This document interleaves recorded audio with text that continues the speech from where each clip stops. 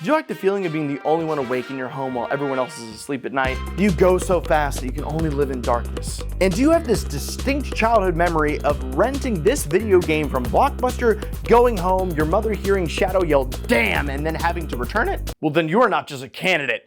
You have been grown, you have been molded, and you are the direct descendant to play Shadow the Hedgehog. That's right, if you have not seen it, Shadow the Hedgehog, the newest Universes Beyond unique secret lair commander. Shadow is Rakdos and has haste. Whenever a creature with flash or haste, including Shadow, dies, you draw a card. And now, for the most disgusting thing Wizards could have possibly done. Let me preface this. What I am about to explain to you is as disgusting as if you took the spell Hold Person from Dungeons & Dragons and gifted it to Diddy. This is giving a scam caller the ability to not let you hang up. Ladies and gentlemen, Wizards of the Coast has given Rakdos players split second. Shadow says, Chaos Control. If you cast a spell using artifact mana, it gains split second. That means absolutely nothing except for mana can go on the stack.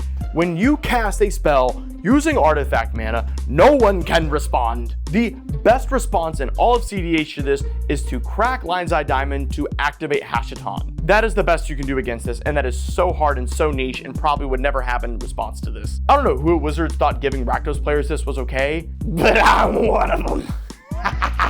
It is time to be the most edgy commander player you can be possible, and especially in CDH. Picture this.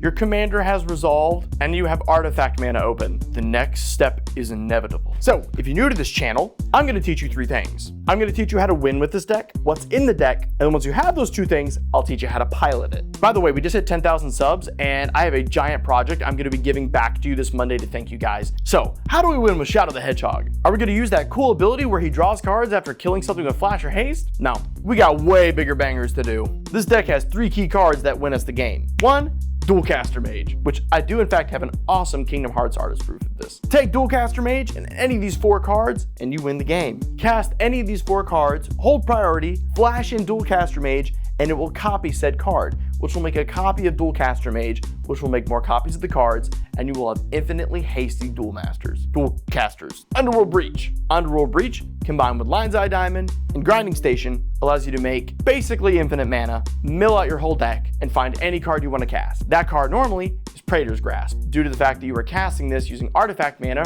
from Lion's Eye Diamond, means it also has split second. You will then take someone else's Thoracle from their deck, cast it, and win. And then lastly, Bolas' Citadel. Bolas' Citadel will grind through your deck using the accompanied Sensei's Divining Top. You will then find Aetherflux Reservoir, and due to how many times you have cast this turn, you will gain near infinite life and laser out the table. All these combos are accompanied by the fact that you can find all of them with split second using Ad Nauseam. Once you have Shadow out and you have enough artifact mana, literally you just need 1 artifact mana and then 4 mana from anywhere else, you can cast Ad Naus whenever you want at split second and no one can do anything about it. God, does that feel good. Slam Ad Naus, find one of these, and you're on your way to victory, baby. Obviously, when we cast any one of these, we want to be using artifact mana, so there's a lot of that in this deck, especially making treasures, and there's a lot of other unique ways to find these within the deck. So what I'm going to do is I'm going to teach you what hands to keep. I'm going to teach you exactly what to look for when you play this deck, what to keep in an opening hand,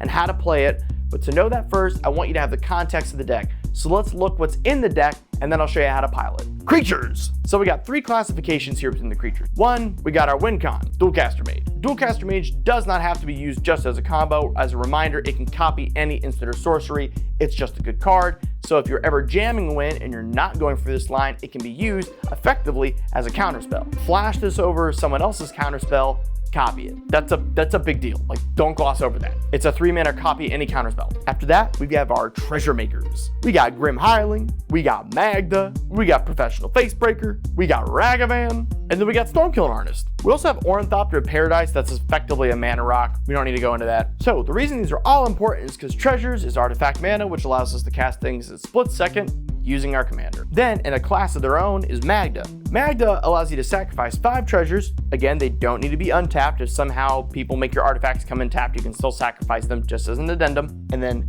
Magda gets you Bolas' Citadel, or if you really need it, Aetherflux Reservoir. Now, I left some room here. I left in a Hope of Gearper and a Paradise Mantle. You can replace these 2 with a Hoarding Broodlord, which is in fact a dragon. You can go get that with Magda and go for a win from there. I did not include it because that's a lot of mana to be putting in a deck that I'm constantly casting Adnaz in, and we're already running Bolas of Citadel. Didn't think it was necessary. And then lastly, we got Birgi. Whenever you cast a spell, she makes another red pip for you. You can use that mana until the end of the turn. But something I like to do is cast the backside of Birgi, the Horn. There have been situations where I have a top deck tutor in hand and a lot of mana and I want to go off this turn. So I'll cast the backside of Birgi, cast my tutor with some artifact mana, put Adnaz on the top of my library, and then I'll discard the rest of my hand that I don't need, such as a bunch of lands, exile like 8 cards off the top of my library, one of them being Adnaz, and then cast that using artifact mana. It's just a nice plan B. Sorceries! So obviously within the sorceries, we have a ton of tutors.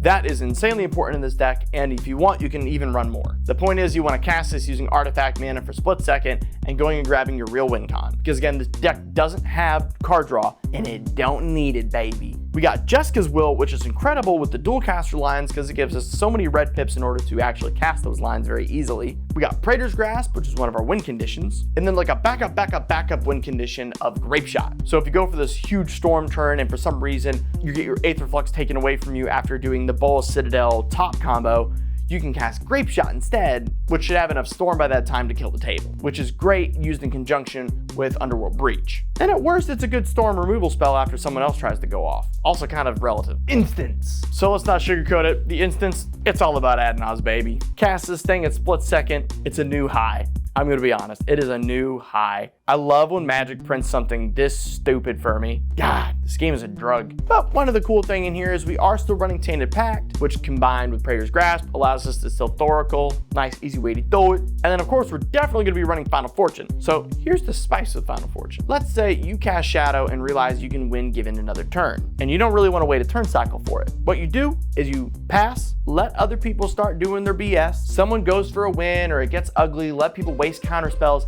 and then cast a split second Final Fortune as they try to pass turn. Go back to your turn and win. All right, artifacts. Obviously the big hitters, Bolas of Citadel and Aether Flux Reservoir. Then I got some nice things in here. I mean, we're running like 24, 25 artifacts. It's crazy. And we're doing that because we need the artifact mana to give our spells split second through Shadow. So we're even running things like Chromatic Orb and Chromatic Star. I also like that they replace themselves in draw, but it is artifact mana. After that, everything else is really just trying to support us in getting artifact mana out. Enchantments, Necropotence, Underworld Breach, and Animate Dead. So the reason we're running Animate Dead is it's a nice backup if something like a value piece gets lost or even Shadow, because we really don't want to have to recast them. It's way easier to use this, especially during breach lines if something goes awry. But again, it also targets other graveyards, so it can be useful. Lands. We are running some artifact lands, which count as artifact mana, given a split second. Bada bing, bada boom. I thought about running Mishra's Workshop, but the thing is, Shadow costs 4 pips.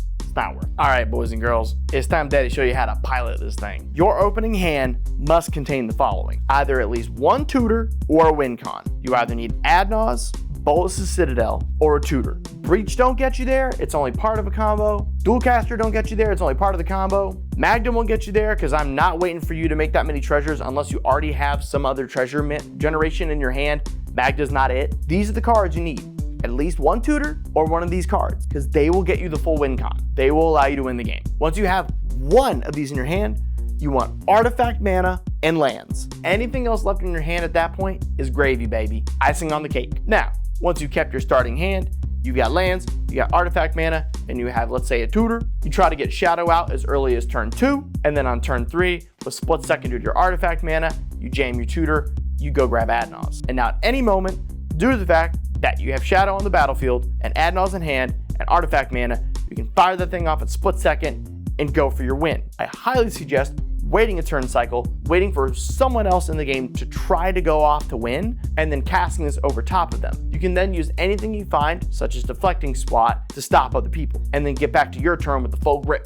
Or if you're lucky, no one does anything, and on the other guy's end step right before you, you fire that thing off. And that right there is the point of the deck. It's about jamming at the right time with split second. But the biggest thing is you cast Shadow the Hedgehog. If you do not cast Shadow the Hedgehog, you shouldn't be playing this deck. If you just go, oh, I can go for the win a turn earlier instead of casting Shadow, go play Rogsai. You probably could have done it 10 turns earlier. That's not the point of this deck. And if you've been around this channel so far, you should understand we play decks for the point of playing the deck. The reason Shadow is a deck is the reason you should play and the reason for your plays. Otherwise, you should always be playing one of the top tier commanders that's just faster than it or more resilient than it. Just like playing Kefka. If your main game plan isn't jamming Kefka, go play Rogside. There's no point. Take it back for a second. There's going to be a lot of naysayers to this deck. I'm already dealing with it. But it doesn't have card draw. If it doesn't have card draw, I'm not playing it, because I don't know how to play anything that can't pilot itself. Yes, that is why in our hand, we have a way to win, always.